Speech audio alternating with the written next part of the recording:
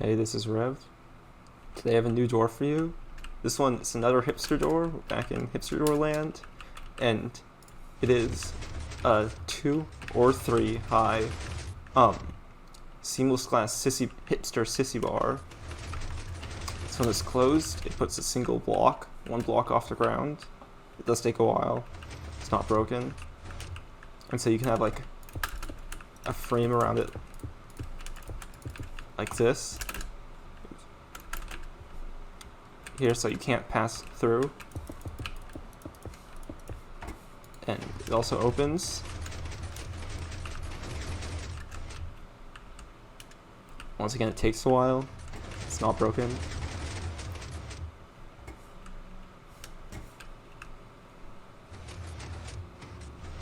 And the little secret about this thing is that it's infinitely expandable, so I can make it as long as I want, and it'll still work. So this one's like 50 blocks long or something. And once again, it will close just like the last one, except that's sort of a wave pattern just because of the observers used.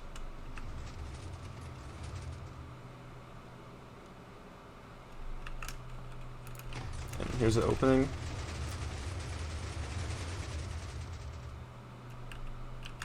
This game takes a little bit.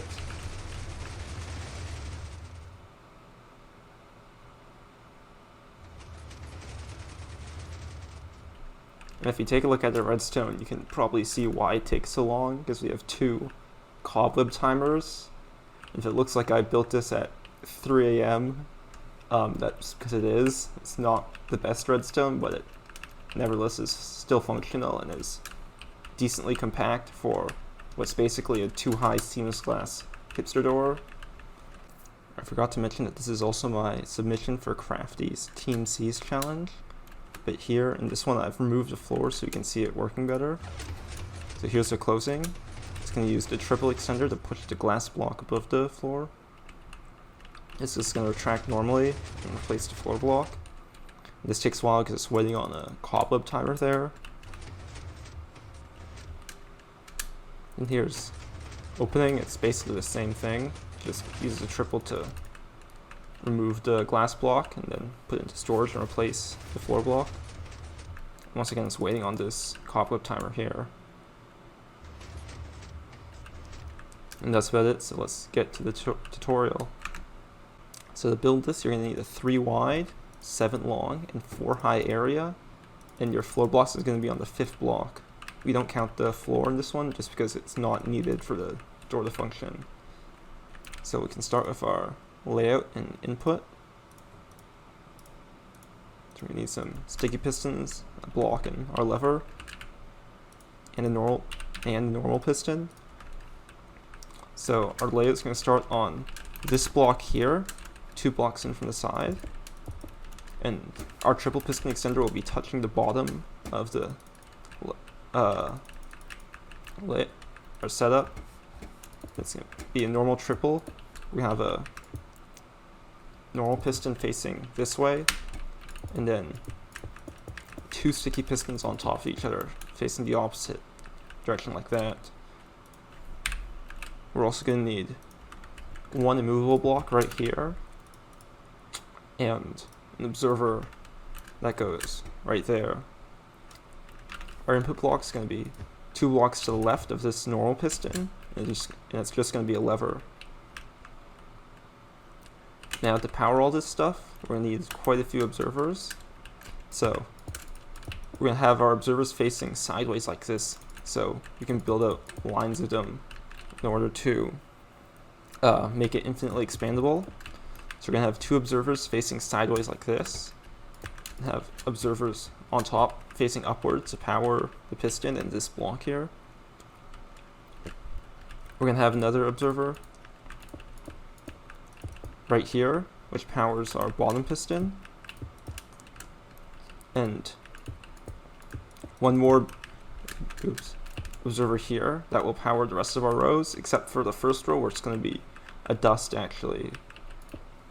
And so I'll replace that in a sec, but we're going to have an observer facing into this row of pistons, 1 facing down. We're just going to put our dust here. we're going to have an observer facing down from this one here, which will power a hopper, which will have another observer detecting it, and then finally a 4-tick repeater facing into this piston here, which is our double extender. And I can just get our glass and quartz block for our floor. And our door block will be here, and our glass block will be in the storage right here. And actually, the first row for our normal piston will also be a lamp instead. Okay, now for our closing, it's going to be quite simple because a lot of it reuses the opening for the triple. We're going to have right here a piston with an observer on it.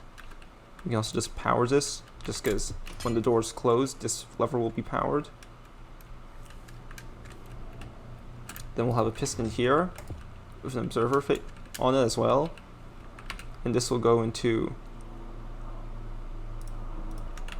a block, and this, yep, and then a repeater, and then an observer and a block. Just going to destroy that so we don't activate it. Next, we're going to have a slab right here with redstone on it, and this will power a hopper right next to it. Then we have an observer facing down, which goes into a block, and then powers a hopper here. And that is our closing sequence.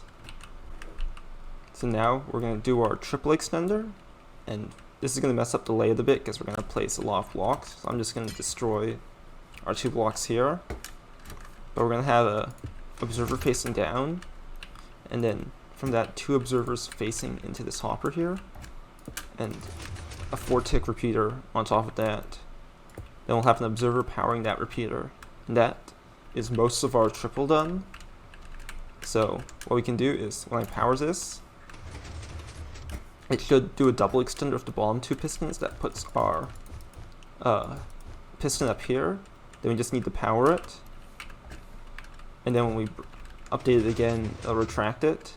Then we just have to power a double extender again to finish it off. So to power this observer right here, we're going to have a bit of a chain of observers, like that. And this one right here will power a string.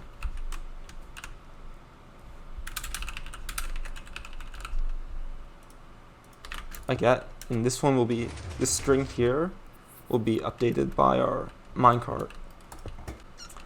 So actually we're going to have to destroy this observer here for now, just to get our minecart in position. And to that we're going to need a fence, which we place here, and then a rail.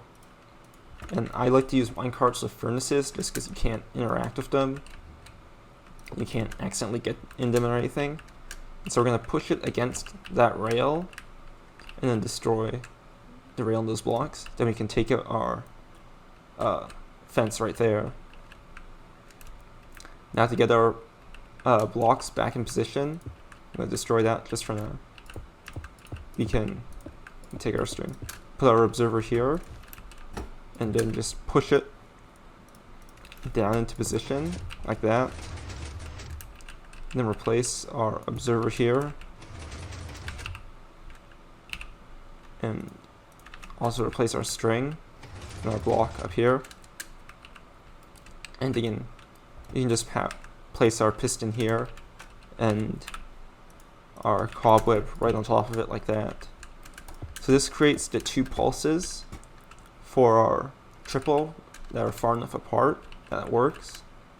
And now just to power this piston here, you have 2 observers facing down into a block. I'm going to remove this for now. And we're going to have 2 4-tick repeaters. Just give a bit of delay before our triple gets powered, both on closing and opening. So to power these pistons here for a triple, we're going to go to this 4-tick repeater here and make a falling edge. So after our double with these 2 bottom pistons powers, it will power this. And this is going to go into a block and power place that wrong. Fortress repeater here, which is going to have an observer facing up into a redstone dust. And what this does is it'll power those two pistons like that, and then these will get powered, so we have our full extension. And then we'll do our like double sequence again, and they'll power at just the right time, so these pistons here, these two here, can't get powered. However, it'll still power our double at the bottom, finishing off the retraction. So we can just test that by just giving this a 1-tick pulse. So there's our extension. Now we just wait a bit, and there's our retraction. And now just to finish this off, what we need to do is have one more pulse that goes to this piston here, and that will replace our floor block. And for that we need quite a bit of delay, and so that's what all this space here and the extra cobweb timers for. So we're going to have an output from this repeater here that gives our pulse to these pistons here, and we'll have an observer below it going into this. Okay. And from here we're going to power another piston. This will be our second cobweb timer. So we have to set up another one. This one, instead of using a string, we're going to use a pressure plate. But to do it, I'm going to put a rail on top of this piston here, and another fence to align right there. Then you can take our furnace cart and just push it into it and destroy our rail and fence there. And then we actually need a slab here, which we can just push into it, and since it's against a block, we don't need to zero tick it or anything. And now for our pressure plate, make sure you have to use a weighted pressure plate just because the timings of it are slightly different. So if you use a normal one, it won't work, so make sure it's a weighted pressure plate. Then we can place our piston here, which gets powered by that. So when we push this up, it'll get powered, and then when it retracts, it'll depower. And then we'll have an observer detecting the head, which will go up 2 blocks. Then just into a simple observer toggle here. So when it powers, it'll retract like that. When it depowers, it will make a pulse. And even though this is given like 4 pulses, because the micro will still be stuck in the cobweb when this piston powers, it will filter out all the extra ones. So that should be the whole thing done. So I forgot my glass block.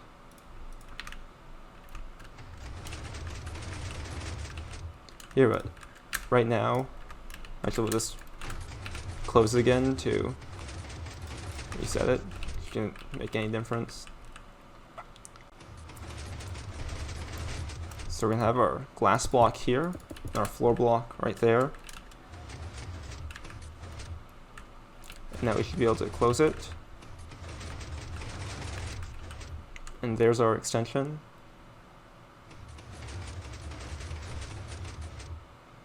Now we just wait on our cobweb timer for it to fully close.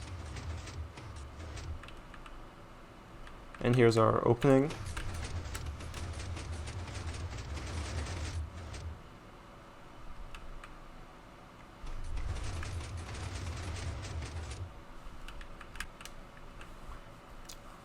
Okay, now to expand it, it's pretty simple. So from each of our inputs, we're just going to extend our line of observers like this. So this hopper is also one. And then we're going to expand our layout as well. Actually, we're going to first extend the observers that come off those inputs to power our layout. And now we can just add to our layout so as to width we want.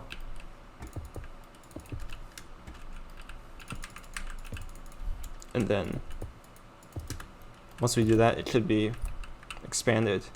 I noticed that you can use repeater chains for all of these. However, it does add an extra layer on the bottom. So just something to keep in mind. Once again, here's the closing.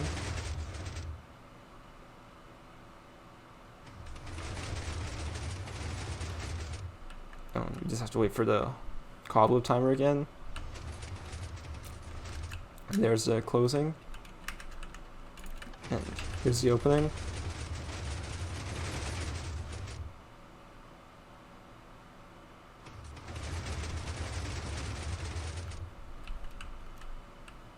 And once this cobweb timer finishes, it should close completely. There's it. So, hope you enjoyed the door. Check out Crafty's TeamSeas challenge, and have a nice day. See ya.